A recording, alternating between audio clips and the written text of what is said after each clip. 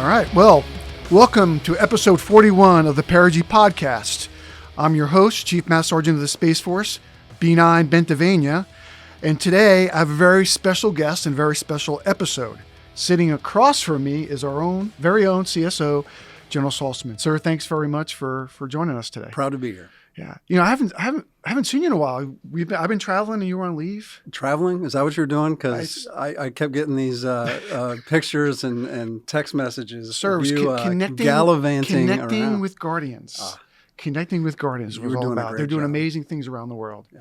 How was leave? You just came back, good. Right? Yeah. We got to get the house ready because we have a whole space house full of stuff that has to fall in on our retirement house. And I don't think it's going to fit.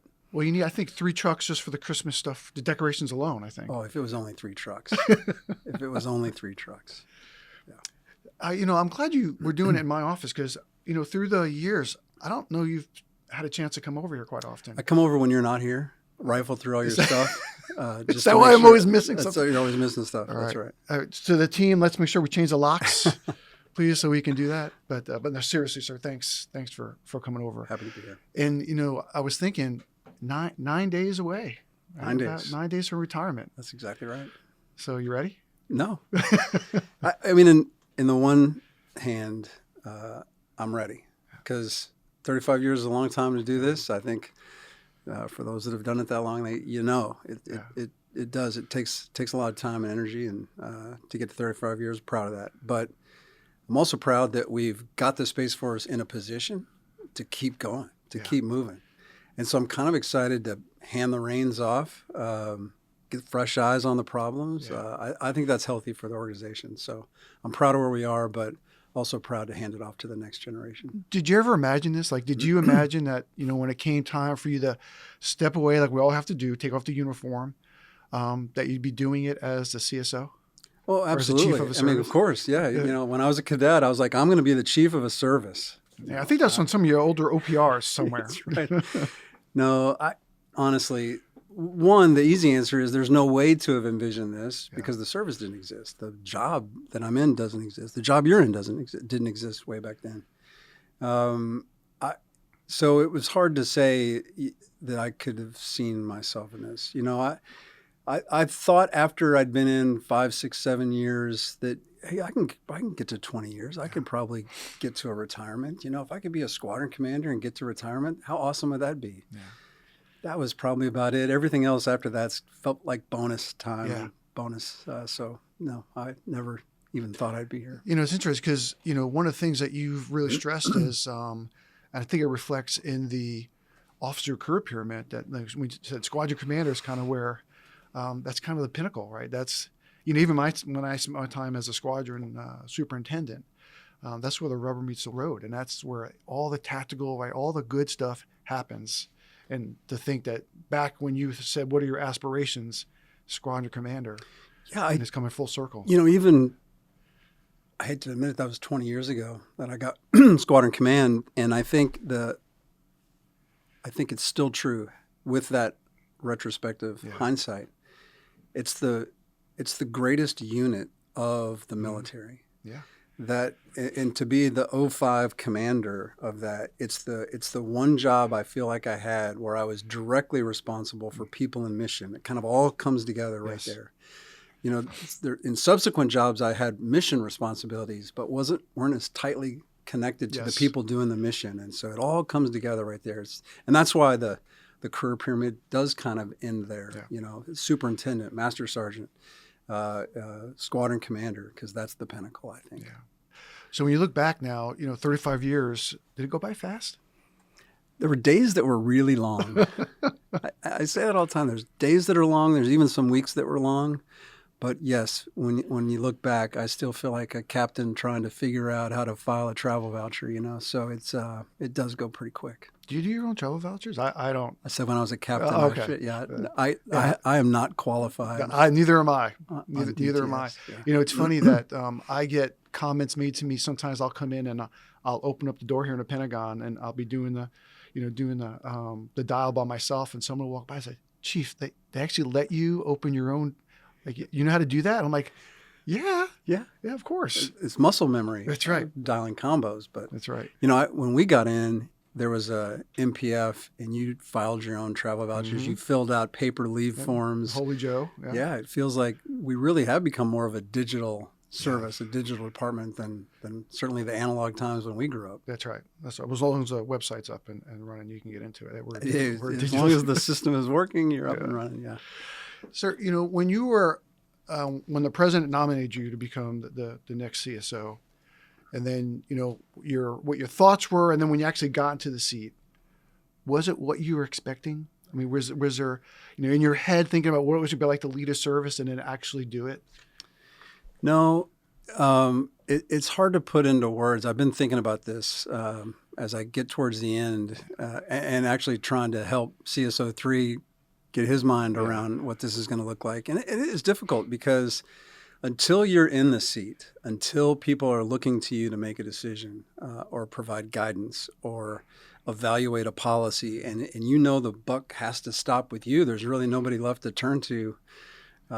You have to make a decision. It gets real fast. Yeah, it gets real very fast. And so I feel like I was as prepared as you could be for it. I've been in the Pentagon for almost 10 years straight now, with the exception of a deployment. I've watched service chiefs up close and personal for years now, so I knew what I was getting into to a degree. Yeah.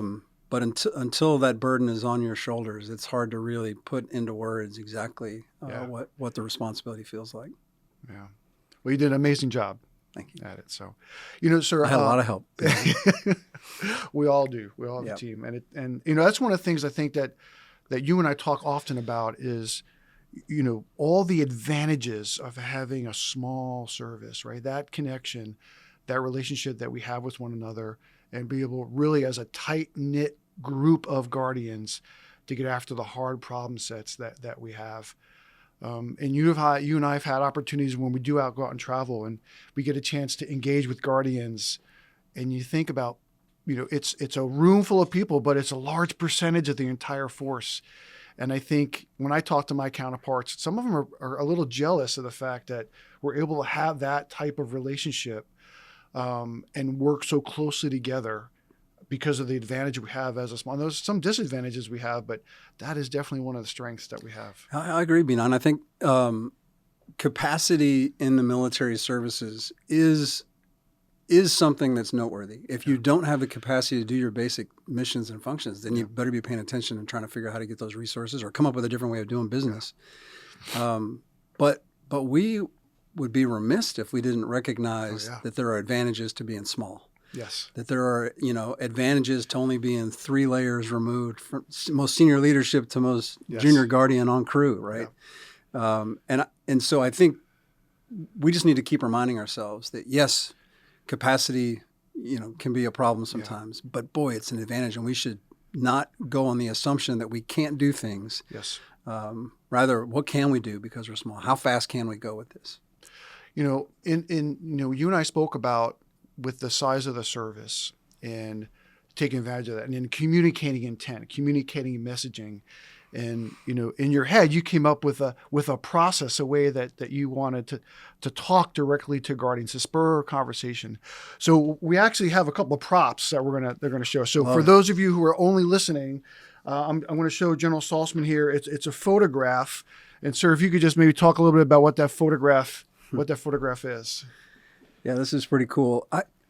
When I got the job, I started thinking about not just what's my vision, not just what are the priorities, where do I think the Space Force needs to go, but how do I get everybody to feel like they're a part of that journey? How do I involve them so they see themselves as not being a member of the Space Force, but actually being the Space Force, being that connected to it.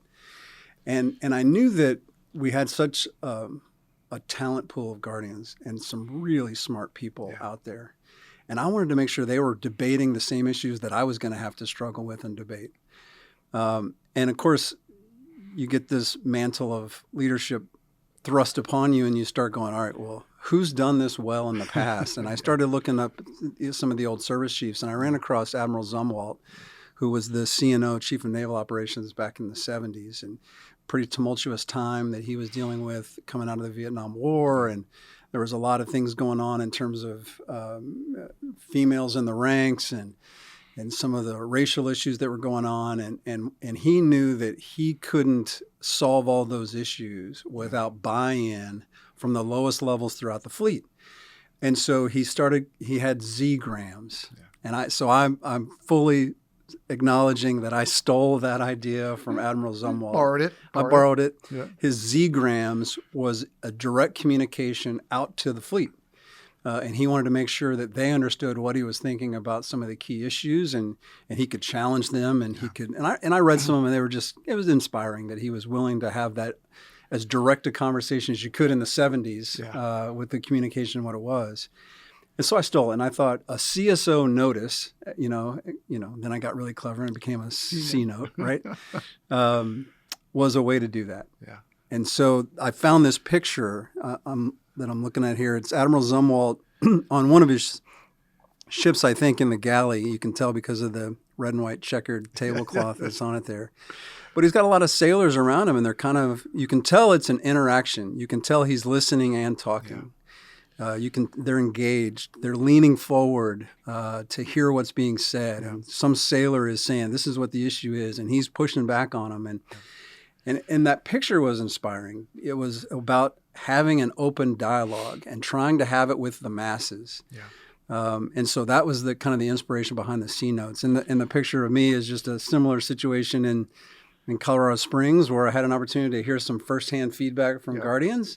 And I was trying to explain to them what I thought was the rationale behind a decision, and they were pushing back and telling me what they thought. And the pictures kind of look similar. So. Well, sir, in the photograph of you with the Guardians, they're having that discussion, and you're civilian clothes, right? Someplace just casually, having a Guardian to Guardian conversation. You're writing on something. Do you know what are you writing on there?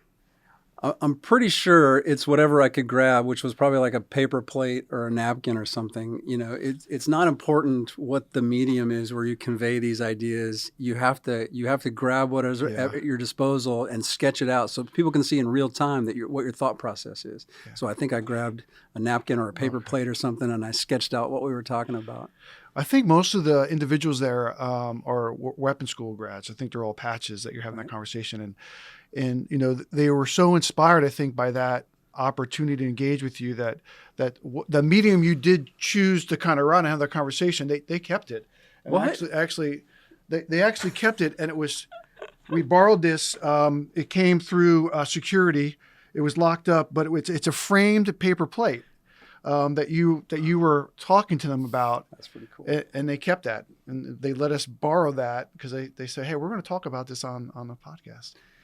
Well, I was right. It was a paper plate. Yeah. I knew it was something like that. Not my best artwork, I can tell you. I've probably been more descriptive and a little better. I've seen some of your stick figures, sir. Yeah, that's about right. Yeah. But I'm proud there's no grease on here. I don't see any spaghetti sauce or pizza sauce or anything like that on there. So at least and that is the actual artifact. That is not a reproduction. That's right. Well, I recognize it because now I know exactly what I was talking about. The 3-quadrant problem of space superiority and. Mm-hmm. And yeah, but I like that I said, get it done. Yes. Right. Because I think that's ultimately what it was. I think we got to the point where we were saying, okay, this is a hard problem, but how do we solve it? I said, well, I don't know what all the issues are that have to be addressed here. I don't know what all the tasks are here. Yeah. You just got to go get it done. Like take this on and make it happen. So that was a good night. Well, it's great. I mean, sir, obviously, your intent was taken because it was something they realized a moment was happening, and they decided to kind of keep that cool. and go forward with it. Cool. So the C notes have been, I think, really successful. On the road, I've had opportunities to engage, and it's a point of departure for discussion with Guardians when we're out and about, and they've been great. And the last 3, I think, that you've put out were kind of reflective of the lines of effort that you initially, brought to the service. And I think, your assessment of kind of where we are and how successful we've been and what do we have to do next. So if it was okay with you, I just wanted to kind of talk about a little bit about the last couple of C notes that you put out on the lines of effort. So the first one you put out was for fielding combat ready forces. And you talk about we're presenting resilient, ready, and combat credible space forces to the Joint Force also requires the right equipment, training, and support structure. And that journey we're on. So, sir, where do you think we are today, and what's the next thing that the part of that journey we have to do? Well, let's start with the bottom line up front. Guardians in the field are killing it. Yeah. And quite frankly, sometimes that's literal. Yes. Epic Fury, you don't have to look further than that to see that Guardians are directly in the fight, directly contributing. I tell people all the time that what's maybe not known is that Space Force elements were Min-Force package, meaning you are go, no go. Yeah. The commander is going to make a decision by seeing if there's a Min-Force package in place. And when Guardians and their force elements are a part of that Min-Force package, you know you are integral to the fight. Yeah. You can't do that if you're not combat ready. Yes. You can't do that if you're not credible, if you haven't instilled confidence, if the planners haven't put it together, if the guidance and orders aren't out there, if the training's not complete, if they're not deployed and secure in their place and done all the work that needs to be done in the run-up, the prep of the battle space, let's say. All that has to be done. It has to be done at an expert level to give confidence to the commanders that they're ready to execute. So bottom line up front, I know we're combat credible because we're executing combat operations effectively. But I also say there's a lot of work to be done. Yes. And that's why I focus on the processes. I focus on what it takes to be combat credible. Are we giving the Guardians the tools, the reps and sets, the time? That's where we got the force generation model to carve out time and capacity, quite frankly, because our day-to-day operations aren't necessarily equivalent to a high-end fight. So we have to come out of that rotation, come out of that commit phase, and then dedicate our times to practicing what it would mean to be in a high-end fight. We're still trying to get better at building simulators and range environments that replicate a threat, so you can go against the thinking adversary and get better and better. But I think we've come a long way, and I think the foundations are in place now, and I think we do have a combat credible force. You and I spent a lot of time advocating and really bragging on Guardians. But I think some of the strongest advocates we have, to your point, like when Admiral Cooper, talks about Space Force and Guardians and what they're doing for him and his AOR, and the chairman during his press conferences specifically calls out the Space Force. I was really happy and proud when I got a chance to talk to the chairman when he was talking to all the SCAs. I thanked him for that. And I says, you are right. You were amplifying the Guardian spirit. You are acknowledging, right, the fact that we were working really hard as part of the joint force to, underpin the lethality, but also to protect and defend the overall joint force, right, from our adversaries' capabilities. And I think that's, when you talk about have we been able to deliver combat credible forces. So I think, right, those are just two examples. 100%. And even when we were most successful way back in the day, we were still behind the green door. We were behind closed doors. Yes. So if you knew, you knew, but not very many people knew. The world's not that simple anymore. We're not just the icing on the cake that makes things a little better. We're the eggs in the batter. The combatant commander recognizes that without what space offers in terms of its capabilities and effects, the rest of the joint force doesn't succeed. And that's just front and center. It's on everybody's mind. And so it doesn't surprise me that Admiral Cooper and Chairman Kane, they just get it because it's so obvious. Yeah, I think that great advocates and acknowledging what we're doing as a service, and the Guardians are taking care of business. One of the things also that you said in the C-Note, which is C-Note 39 on fielding combat credible forces, is the most dangerous thing we can do is rest on the status quo. And you've said that to us in staff meetings, and you've said that phrase a few times. So I just wanted to kind of pick at that a little bit on when you say that, kind of walk us through what's in your head. What's the warning to the service? I think about it in two ways. One, there's a certain comfort that comes with the way we've done business. And that's what I mean when I say status quo, kind of the way we're currently doing business, the way things work. That's the status quo. And you get to that point and you retire all the risk associated with it. There's no risk with what we're doing today. Now, we know that's not true, but in our minds, we start to think that if we do something different, there's risk. If we move in a different direction, or if we innovate away from our current procedure, there's going to be risk that we'll have to address. And you don't recognize that by staying in your status quo, the world is changing around you. The threat environment is changing around you. Other capabilities are changing around you. That is adding risk to your current operations. So there's this inherent risk that's accumulating around the status quo that we almost ignore. Yeah. And if you sit back idly and say status quo works, you are setting yourself up for failure. So I think that's the most important thing to recognize, is that status quo is buying risk because the world is changing around it. And then the second is, this idea that change, it's hard. It's going to take extra effort, and you're comfortable with status quo. And if we're going to do something different, then I've got to change my thought process. I may not be as good as what you're proposing. Mm-hmm. So there's a certain amount of courage that's required to move forward. But if we don't recognize that which is good today will not be good forever, and that we have to continue to change as the environment changes, that's the only way to succeed, then we're setting ourselves up for risk that we can't afford. And so that's why I just keep pushing. Hey, what's next? Like, we got to keep moving forward, or we're not going to be successful. You also, in the same scene note, talked about the future operating environment that you put out. And you said, hey, again, right, this was to drive that discussion on where are we going, right? We know that it's continued to evolve, not that it's an end state, but you kind of threw it down as a challenge, like challenge the assumptions that we're making, challenge the direction that we're going. And it's been out for a few months now. So I was curious, has it sparked debate? Have you been out and about? Have you had, thinkers come back to you, guardians, and challenge or question what's been in the future operating environment? Absolutely. And so it's successful. By all definitions that I had going into it. Good. Challenge what you have written down. I think maybe to step back a little bit, it takes courage to say, this is what I think. Mm-hmm. And I say this for all the world to see. For all the world to see. And when you take the time to write it down, then what you're saying is, I have the courage not only to say what I'm thinking, but to write it down so you can keep revisiting it. And you can say, well, you can argue with me, but this is what you wrote down. Here you are, telling me what I wrote in CSO, C note, right? That's right. Yeah, I wrote it down because I want you to critique it. I want you to debate it.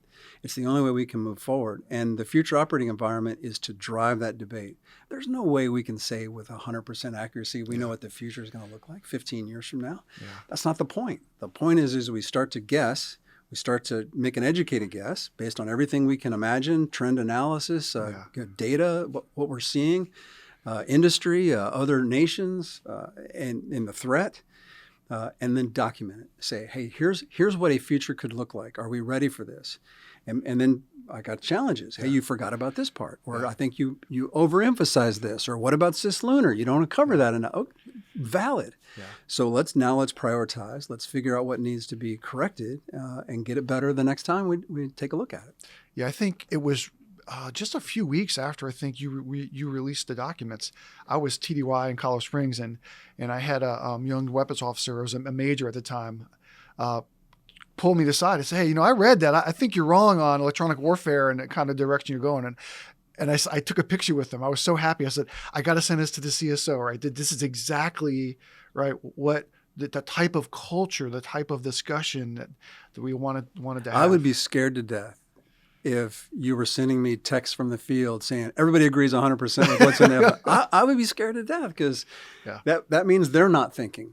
Right? That just means they're taking whatever leadership produces and saying this is good enough. And I'm so happy that we have critical thinkers in our ranks that are willing to challenge and go, hey, what about this? Or what about that? That's going to make us better. Well, speaking about those attributes, in the second C note in this series that you put out for line of effort number 2 was amplifying the guardian spirit. And for me personally, as much as that the whole reason that we were established as a service, right, was space superiority, space control. And it's a warfighting aspect of it. But the amplifying the guardian, building the guardian has, for me personally, has been one of the most fun, rewarding things that I think we've had a chance to do the last couple of years.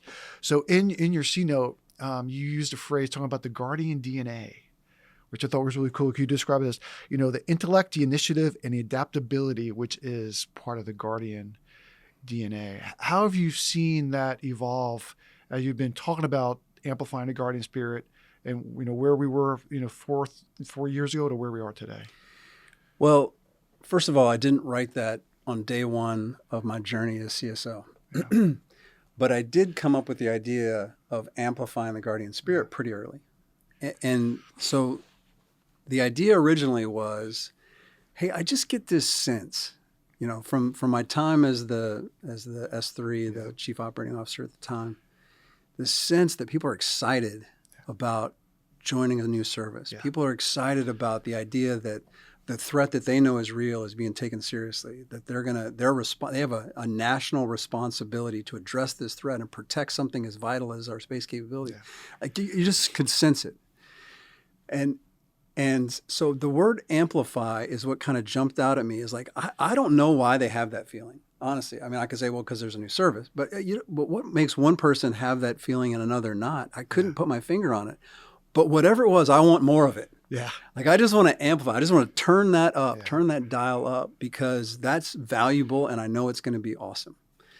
And so amplify the guardian spirit was a little bit of an idea rather than something tangible that I could sink my teeth into.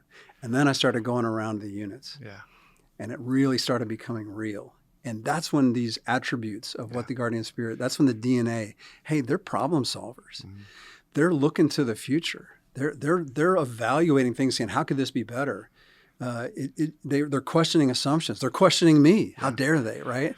They're saying, I don't know that you got this right. You're not thinking through this. I love it. So just the idea that they took ownership of the problems they were facing and were willing to dive in no matter what it took to try to solve those problems started to make it real. And that's this idea of the guardian spirit became more characteristic of what a guardian was. In that line of effort, one of the things that you put in place for us, and I think it's one of the things you really love, is the Guardian Field Forum. I do love it. And to your point about bringing in problem solvers, so you've hosted, right, a few. You've got a chance to kind of hear from the Guardians on the Guardian Field Forum. From what, and I remember you on the whiteboard in the office say, B9, like this is what we got to do. So from that, nascent in the beginning on the whiteboard to the experience you've had the last couple of years, want to reflect a little bit on the Guardian Field Forums? Yeah, there's lots of those paper plates laying around. Yeah. Some of them are on whiteboards and some of them are on napkins and some of them are actually on paper plates, but there's lots of ideas. And I do think the Guardian Field Forum is one of those that it captured two sides of an equation that I thought was important. One is this recognition that the Guardians in the field have something to offer. They're the ones that experience the problems firsthand. They want to be a part of fixing them, and they've got good ideas.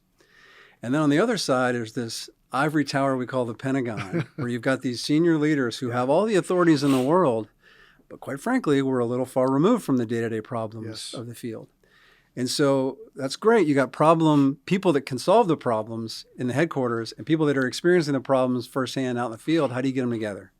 And so this idea of identifying our best and brightest, bringing them to the Pentagon, do a little professional development, but really have this conversation. What in the field do we need to be thinking about? What is it? What are the problems that we need to tackle? And what are your ideas?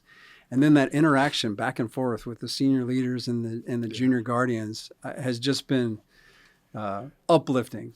And it really does feel like the guardian spirit when you're in the room watching that back and forth happen. Yeah, the team's always reminding me that the phrase they use is touch grass. Yeah. Right. You got to touch grass to go back because being in the Pentagon, they're important things that we're doing. Yep. But trying to get from the actual, on the ground in the operations floors, in the classrooms, what is actually happening day to day is really important. One way to say that, whatever we do in the Pentagon is going to be important. So we better be doing the important things from the field. That's true. That's the key. That's true. Because we're going to write policy and we're going to resource things and we're going to set priorities. We need it to be grounded in what's actually happening out there in the field. And it was interesting to me on several of the initiatives that we, the last couple of years, were briefed on by the Guardian Field Forum teams, were like initiatives or things that we were worried about in the building that we were trying to solve and address. So to your point about, bringing these subject matter experts, these tactical level leaders together, but they're thinking about how do we grow and evolve the service, right? Yeah. They weren't small, right, focused things. They were broader things because they're, like you said before, they're invested, right? They're not part of the not a member of the Space Force. They are the Space Force. And I always thought that was really eye-opening to me when you talk about the amount of talent that we have. That, man, they're thinking the same kind of problem sets that we're trying to address. That's exactly right. So yeah, I definitely enjoyed it all. I think that was great. The other little more physical on the side is Guardian Arena, which was another kind of born out of amplifying the Guardian spirit. And I think that has been another huge success, right? Where you said, where do we bring Guardians together? Where, bring that warfighter ethos, where we're going to challenge them physically, cognitively, right? Tactical problems, got to work together as a team. And you and I, again, have had a chance to see that evolve over the last several years. And we were just talking before we started recording that the regional tryouts for the 2026 Guardian Arena just opened up yesterday. So you've seen that kind of evolve from the very first one to last year's at Patrick. So did it meet your expectations of what we wanted to do with Guardian Arena? Yeah, again, in a lot of these ideas, I try to have really high expectations that are not very well defined. Yeah. And then I find really motivated people to say, hey, can you fill all this in? Can you add all these details? Because I've got this idea, when we wrote Competitive Endurance, the idea of our strategy for space superiority, and we have to operate in competition because we prefer that to crisis and conflict, but we have to be good at it. And I kept saying, we have to be good at competition. Do we have competition? Are we training people to be competitive, to think competitively? That was the initial grain of thought. And then it was, what do we have to be competitive about? Well, physically, we got to be ready to go. We got to be resilient. Are we going to do this as a team, or are we going to do this as individuals? We're going to be a team. Yeah.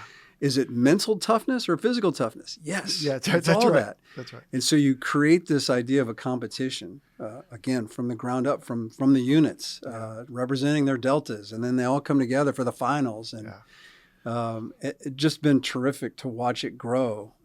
Again, I turned it over to the Chiefs. I go, you guys got to fill the gaps in here. I got an idea, but you got to make this real. And I think the Chiefs really knocked it out of the park. And when you go out there and you watch this, I'll forever have the that mental image when there's that one team left to cross the line. You remember? Yes. And they're dragging the heaviest bag. I don't even know how they could stare at it without getting tired. And this is at the very end. After 4 days, miles and they running, were dying. Yes. And everybody else was finished, and they had another 50 yards to drag this bag. And all the teams crowded around and were screaming at them. That's what it's all about. Yeah, I definitely, again, the individuals who have witnessed that have been so impressed. When we talk about amplifying the Guardian spirit and just the teamwork and dedication, working together. And there's so many, attributes, like leveraging the team, knowing your strengths, knowing your weaknesses, mission planning it out. Like we've tried to incorporate a lot of those aspects that the competition really is a Guardian arena, because that's exactly what we're looking for in our Guardians, whether you're on the fields at Patrick or you're in the operations floor at Schriever, right? That same space-minded warfighter looking for bias for action is really, really important. And I think we definitely hit the nail on the head. First speeches, it may have to check me on this. I think it was in the change of responsibility speech, November of 22. I quoted Roosevelt. It's one of my favorites, the man in the arena. Yeah. And we all know that. And again, it's this idea that you're in the arena. Yeah. All eyes are on you, and it's not the critics in the wings. It's not the people that are saying, you can't do this. It's the people that are there competing and trying to get it done. Those are the ones that count. Under the umbrella of amplifying a Guardian spirit, I think, when we talk about the functions of a service, the force development piece, I think, is really important and under there. And we've made a lot of headway on how do we develop the civilians, the enlisted, and the officers going forward. OTC has been a huge success. I think we're we're going through the planning of continue to evolve the enlisted education, and we're on training, and we're focused on how do we onboard civilians as Guardians, working through that. But we still, a couple times when I'm with you, you get the question about do you want breadth or do you want depth? And just like you said, hey, on Guardian Arena, is it cognitive? Is it physical? Or are you saying yes? Right. So is it breadth? Is it subject matter depth that you want? we're talking about developing the force in the context of the space-minded warfighter under amplifying a guardian spirit? And the answer at the service level is, I want both. Yeah. Right. And I think that's a fair desire at the service level. But I can't expect every single individual guardian to be broad and deep. Like that's not going to be a success criteria. Do you have all the breadth you need and all the depth? That's not fair. Yeah. And I think this is where we go to the individual level, because we're small and we can, and see what people are good at. And those people that, boy, they are really deep. Now, they don't know anything else. Yeah. But man, they can tell you everything there is to know about missile warning or this system or that system, and that, or they're engineers through and through, and that's what they love to do. And let's take advantage of that. Let's amplify that spirit. Yeah. There's others that have broader perspectives, and one of the things I said at Guardian Field Forum when that question came up is, well, think about it as depth in other areas, right? Or experts in other areas, experts in multiple things at higher levels. Are you deep at joint planning? Are you deep at space integration, rather than deep into a single weapon system or a single set of tactics or a single set of mission areas? Yeah. And so it's just about reframing that discussion. And as a service, we're going to need people that broadly understand how the Joint Force works, broadly understands communications and critical thinking and programming and budgets and things that there's really not a career field for in the Space Force. Yeah. And we're going to need tactical pros that understand the weapon systems inside and out. So we need both as a service. But it's about how we develop individuals and take advantage of their strengths and weaknesses and track their competencies, where we get that as a service. I think similar with you, I get, emails or phone calls, or I bump into somebody, and there's always a request to have a guardian in an organization, on a staff, to help on a project. And when you think about the growth that we need to do as a service, and if we can double the size, and when we say double the size, and we think about it, we're just about 11,000 uniform guardians now, 15, 16,000 with our civilian guardians. It's still smaller than Fort Bliss when we think about that. But to double the size, sir, in addition to the weapon systems and operations centers, resiliency, do you see where the priority placing guardians in those organizations to be advocates and to be the integrators and the mission planners as we kind of navigate and weigh, right? Where do we put the talent, limited talent that we have to continue to grow the force? I do. If you look at the Space Force truths that we wrote, number 6 is about that guardians are uniquely trained, educated, and experiences for the space superiority mission, basically. And I think that's important. So we can publish doctrine documents and we can publish operating concepts, but there's nothing like putting a guardian on that joint staff or in the OSW staff or in the combatant command staff or in the service. It's the guardian that makes the difference. Yeah. And those guardians are going to have to be pretty broad. They're going to have to understand more than one mission area, right? If you're on the joint staff, you can't just say, I know everything there is to know about the counter-comm system. That's right. How can I help you? How can I help you? Right. Well, you can't, right? You have to be broader than that. And so we're going to have guardians that can integrate and explain, advocate, and do mission planning for a broad set of responsibilities. And that's going to come with it. But you're going to need capacity to do that. And that's why we have to grow. Yeah. And this is we talked earlier about the benefit of having a small service, but even doubling its size comparatively, right? It's still an advantage for us. But we have to continue to grow, to do the things and if we get the processes sound, dealing with a small force, and then make sure we don't lose that contact as we get a little bigger, I think we can hold on to the small mentality associated with taking care of our people and that sort of thing. 20,000 is not too small, or not too large, where we can't still apply that same small town concept. That's right. We can't make sure we don't lose the benefit in the kind of connective tissue that we've grown in the last 6 years. Exactly. Speaking about relationships and connective tissue, in the last keynote you put out on line of effort number 3 was partnering to win, and you've famously said, and I've borrowed this quote from you several times, that space is the ultimate team sport, and I have and aside with the industry and the joint force, but our coalition partners working with CSPO nations and all the other nations that we've had a chance to engage with, that are looking to grow their nascent space capabilities and want to learn from our journey that we're on. I think that's been really successful, but you've been able to really see it firsthand and been super successful, right, in building those relationships across all aspects. And so just to reflect a little bit on how successful, where are we today, you think, with partnering to win and how important that is? The idea for that line of effort came out of understanding that if we think we can do this all on our own, then we are going to naturally be limited in the missions we're able to take on. But we don't build our spacecraft. We don't build our ground networks. Industry does that. We don't build our rockets. Industry does that. So we have to partner with them to make sure they're doing it the way we need it to do and it meets our operational challenges. The idea that parts of the Earth have a different vantage point of space, and we need to take advantage of our international partners because they look at the sky differently than we do. That's right. They're going to be able to collect data that we can't collect from the continental United States. So not to mention just some things require more capacity, and we'll never be able to buy all the capacity that we need, but we can certainly partner to increase our capacity. And so that's what I mean when I say it's the ultimate team sport. The last part of that, of course, is space. Maybe unlike other domains, you can't just get out of the way if a war happens. That's right. That's right. I use the example of the Ukrainian airspace, and if you look at a map of all the flights, you will see that commercial flights work around Ukraine because it's a pretty dangerous airspace to be flying through. Yeah.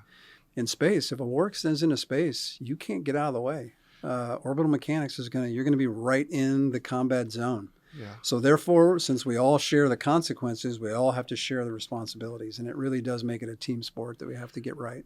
Yeah, I think you once said somewhere that, on the Air Force side or for just aviation across the Joint Force for air superiority, if you shoot down an aircraft, becomes an Army problem. That's right. Not so much for us. Yeah, the domain is kind of self-healing. It's it cleans itself because aircraft fall out of the sky and ships sink to the bottom of the ocean and the sea lanes are open once that's gone. In space, if you destroy a spacecraft, it's going to be in our domain for potentially a century.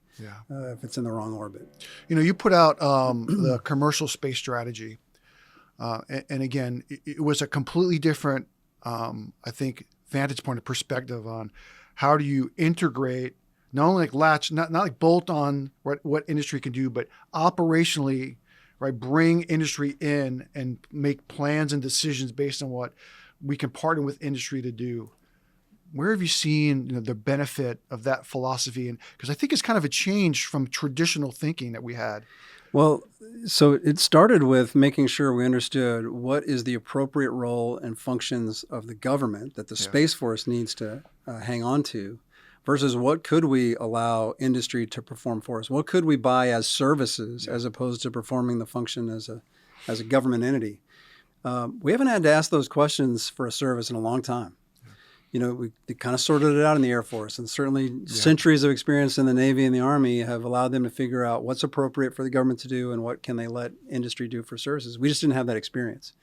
And so I think the idea first and foremost was clearly define what our missions are, where we're looking for help, what we think is appropriate for industry, and then prioritize those. Here's where we need help because we are low on capacity or there's a gap to fill. Yeah. And I've gotten good feedback from industry that's helpful. It helps them prioritize their resourcing.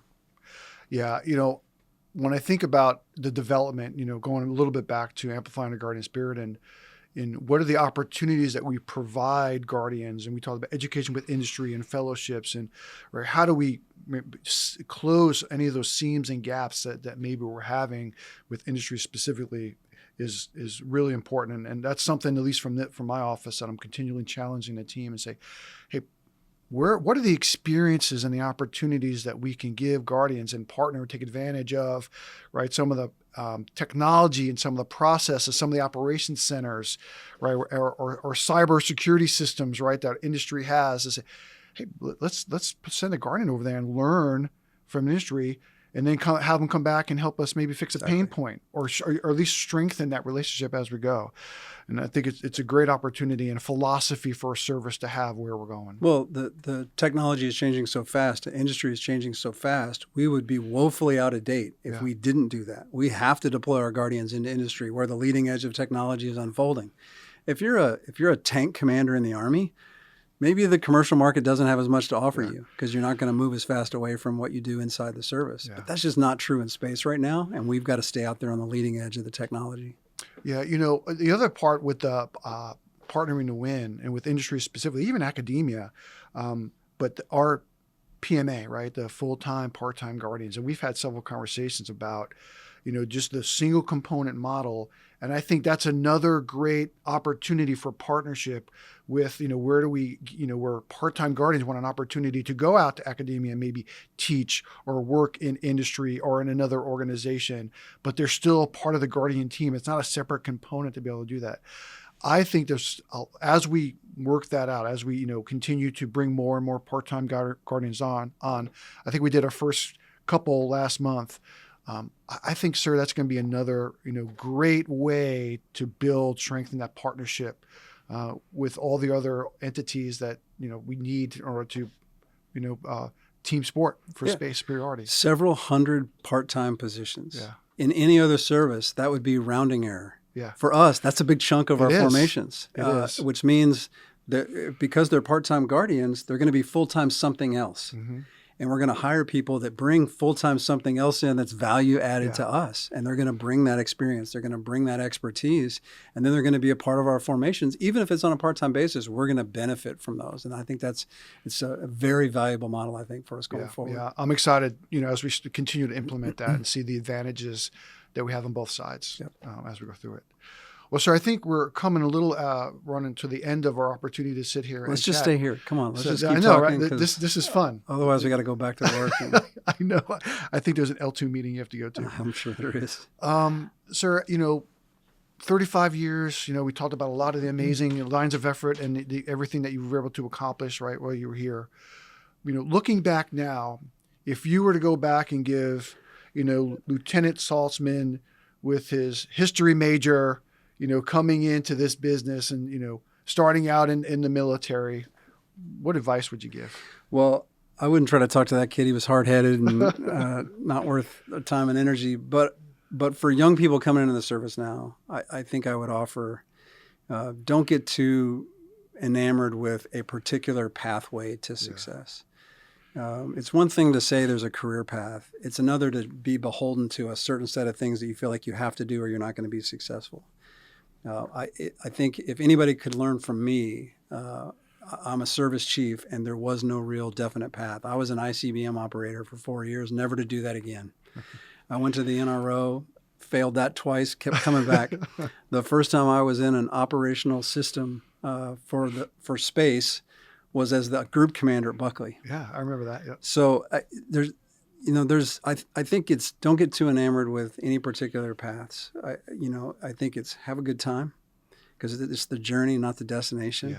Yeah. Get to know the people around you; they're amazing, and then seek challenges. I've told the story before that some of the best career advice I get is when people tell me not to do things, because then all I want to do is whatever it is they told me not to do. Should I go to the weapons school? Absolutely not. That'll ruin your career. All right, I'm in.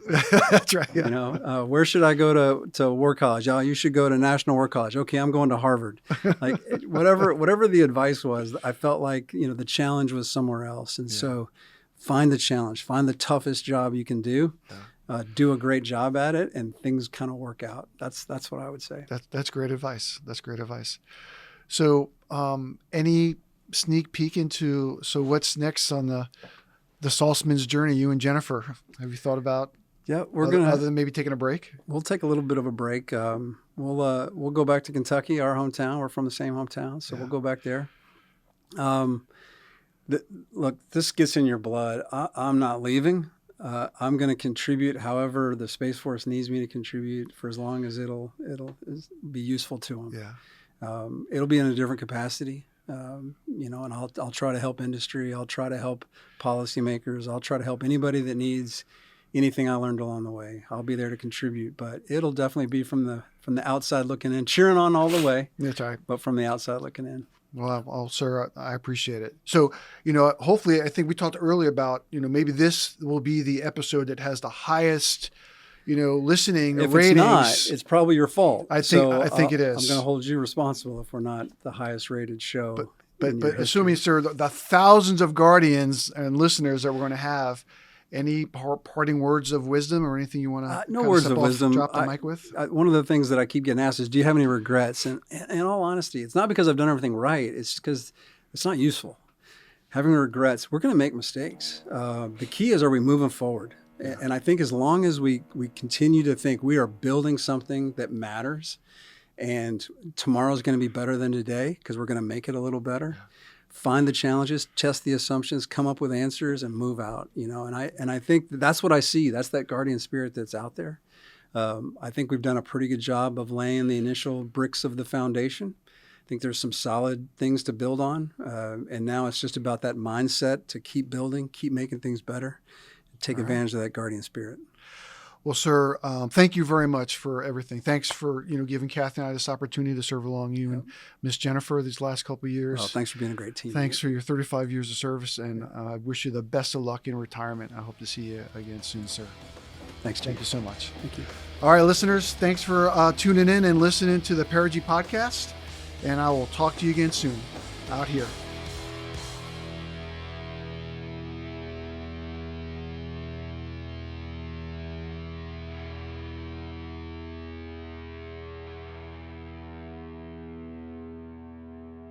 For those of you who are still watching, we have kind of like the after credits snapshot of a few little more things we're going to do today. Kind of like the Marvel after the movie. There's always that little outtake. So we're going to do that. So sir, the team wanted to kind of show you something, surprise you. Okay. With a little thank you, if you will. We know that you're a big fan of several franchises. And apparently there are several franchises who are big fans of you. So we reached out, and a couple people wanted to maybe say hello or thank you to you. So all right. I'm going to grab this iPad. So now, sir, you're on camera. So they're going to listen to what you say and their reaction, and they're going to see your facial expression. So, okay. So let's see. Now, they trained me on this. I was signed off on put this up. Okay, sir. So you're just going to go up and hit play. Hey, how you doing, General Saltzman?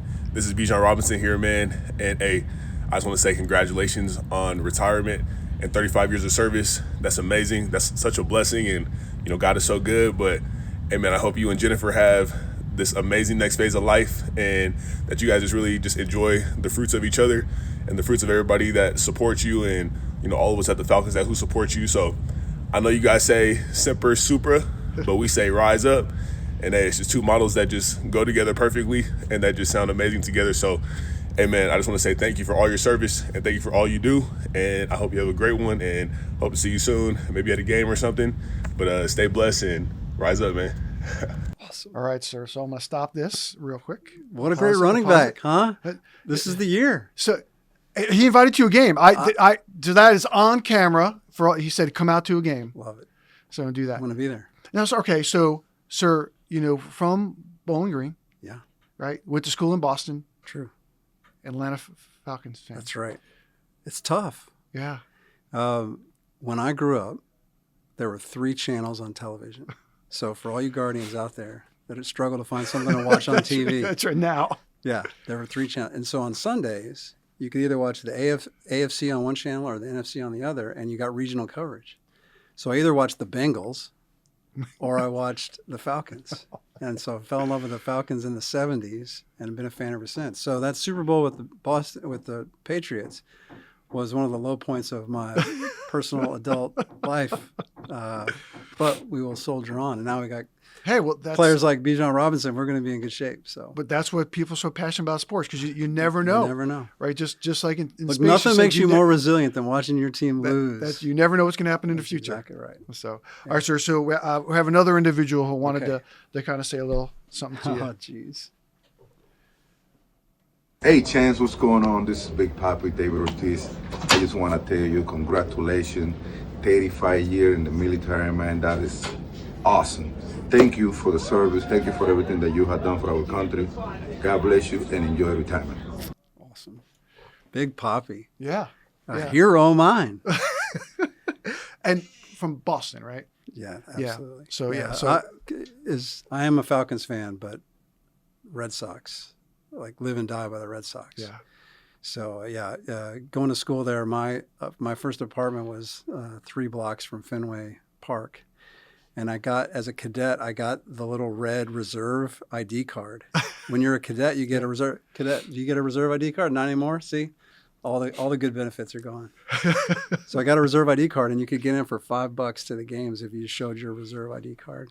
So I grew up kind of watching the Red Sox and fell in love with them. So awesome. A lot of your developmental years, yes, they're watching Boston. Were formed in Fenway Park. And so again, you had to be resilient in those days, but now, thanks to Big Pop, we've got a couple of World Series wins under our belt. Well, sir, just as you said that you've been watching from afar some of your heroes and that's awesome. People making a difference, they've been watching you. That's humbling. They wanted to say thanks. That's very humbling. So, all right, sir. Well, again, thanks a lot. I really do appreciate it. Absolutely. Thank you. Congratulations. Thanks.